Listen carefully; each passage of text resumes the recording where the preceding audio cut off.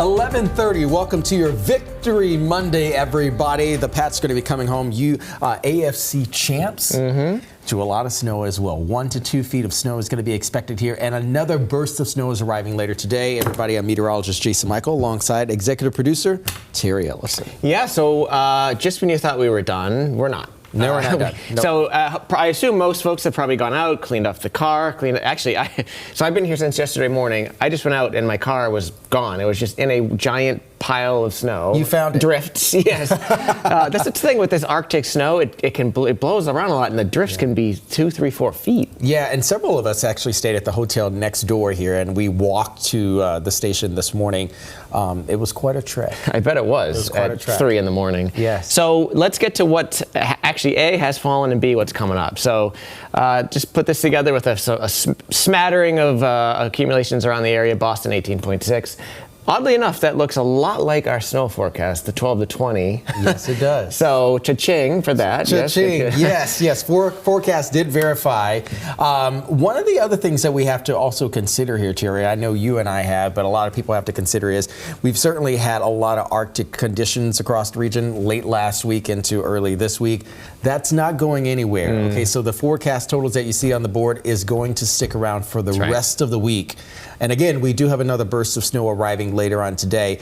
This is Boston's snowfall as of right now. So we have a bit of a surplus, believe it or not. In the season to date, they're over 8 inches, almost 8.5. And again, we're going to be adding on top of that number. Amazing how fast that happens. We've been talking about all season about snow deficit. We're below and one storm, and all of a sudden we're well above. By the end of today, we could be almost a foot above the average. Isn't that and we are going to be probably double what we were this time last year. So all of a sudden, we're making up for lost time. If you remember, we've been following these stats now for a couple of years. It was such a long time, almost 4 years between a 6-inch snow in Boston and a 12-inch. Well, watch this. Bye-bye. See, the 6 inches was easily attained, and late last night, so was the foot. So, So those streaks are gone, and now we can start maybe, I don't know, between two 24-inch storms. I'm not really sure what the next streak is, but we probably don't want to know. Nope. But look at this. Okay, when you start to look back at the past, let's say 10 snowstorms, you look back, let's go back to the past couple decades or so. Let's go back to, let's say, the year 2000. We're in 26 as of right now. Some on this list, I'm sure you remember in recent history, especially the year of 2015, we've had blizzard after blizzard that year. Early 2023 is still holding number one. Okay, and that was a singular event in February 2003. 2003 as well. The blizzard of 78, I'm sure we referenced that a lot. I'm sure many of you remember that as well. 27.1 inches. But now you start to look at recent years, and including this year. We just got started. We're only, let's see, we're 1.2 inches away, this storm, for cracking the top 10. So I'm almost certain that by the end of tonight, this storm, the one you just made it through, is going to be, you can say I lived through one of the top 10 snowstorms in Boston's history. There you go.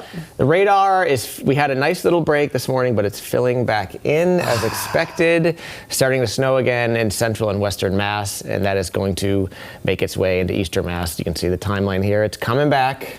Here we go again. Final burst. Yes. And so basically between like 2 or 3 o'clock this afternoon and probably 9 or 10 o'clock this evening, we get this final burst. I think probably the best chance of getting more than 3 or 4 inches right along the coastline, but most folks are looking at another couple inches on the ground. Here we go. I'll show you that map right there. So 1 to 4 widespread. And, could be just a little bit of enhancement right along the coast. Yeah, and I think, some areas it'll actually take a little while until, you get some more appreciable snow moving back in. So if you're experiencing a lull right now, take advantage of it. If you can, go ahead and try to clear yourself out. Find your car under the Find drifts. the car, and maybe find the dog as well, if they're out there enjoying the snow. My little pepper, I put it up on my social media. He is clearly not liking that the snow is taller than he is, but he's only 21 pounds after all. Snow through tonight here, friends. Okay, let's stop the clock at roughly around 5 a.m. tomorrow morning when we come on and say good morning to you. An additional 2 to perhaps even 4 to 5 inches. That is in the snowfall forecast as of right now, but some of the models are kind of filling them in a little bit further, getting closer to about a 4 to 5 incher there for Boston and also just to the south. We're talking about mainly down towards Quincy, maybe Weymouth getting in on the fun as well, maybe even Braintree. Yep, So the point is, basically, if you want to wait until midnight to go out and do one final cleanup, or maybe just tomorrow morning when you wake up, there's going to be one more. And again, it'll be Arctic fluff. It'll be easy to move around. That's the one good thing about all this. But as that snow moves back in, we do expect travel to, unfortunately, the roads will probably become whitened again after late this afternoon and this evening. So probably a pretty high impact once again on travel before we can finally kiss this thing goodbye. I know Brianna's been very busy tracking the roadways this morning, and even as a lot of us here that's kind of been here for several hours have been in kind of see if we can get our way back home here. Roadways are improving, but again, it still does allow for us to add some extra caution and patience on the roadways, and also give some extra distance between you, the salt trucks, the plows as well.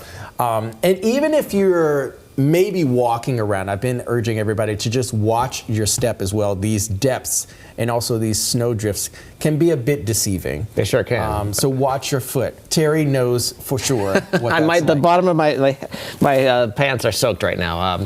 Look at these temperatures. There is definitely no melting coming up. Nope. There'll be, as over time, the snowpack will slowly wade itself down over the next several days, but there's definitely not going to be any melting going on. And while there could just be a little more snow in our future, take a look at you don't have to be a meteorologist to take a look at what happens to the jet stream by the end of the week and think, well, that looks like something kind of big. Oh yeah, she keeps slapping us here through the end of the week.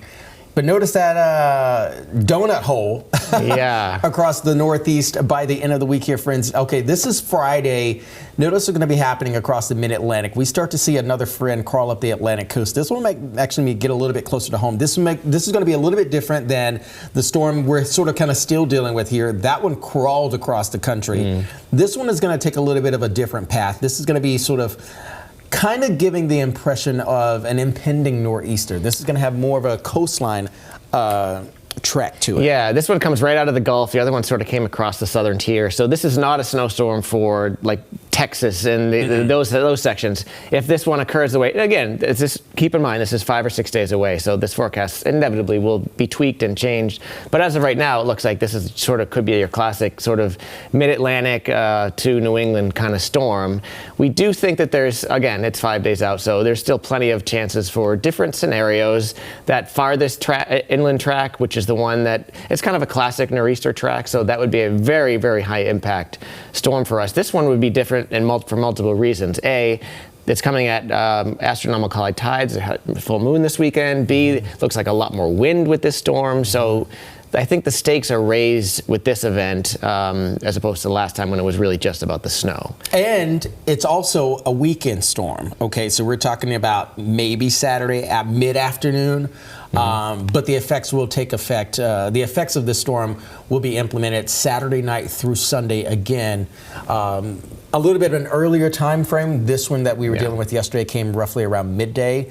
This could actually be arriving for us around the evening into the overnight on Saturday night. Yeah, so what we can say confidently is that there's going to be the atmosphere is going to be really juiced up and dynamic along the East Coast later this week, and there's likely to be a major storm formation. Now, does that track come right up into New England and give us a classic nor'easter or not? We don't know, and frankly, we probably won't know for a couple days. It takes a while for the models to sort of iron this stuff out, and the storm doesn't even exist anywhere yet. It's sort of theoretical. It's in the model's sort of makeup of the atmosphere. So there is still time, but again, the high tides are astronomically peaking this weekend and early next week. So that's bad news when it comes to tracking a major storm coinciding with high tides. Again, nothing locked yet, but definitely something to watch. December went out with a cold thumbprint. January is going to be going out with a bit of a snowy thumbprint.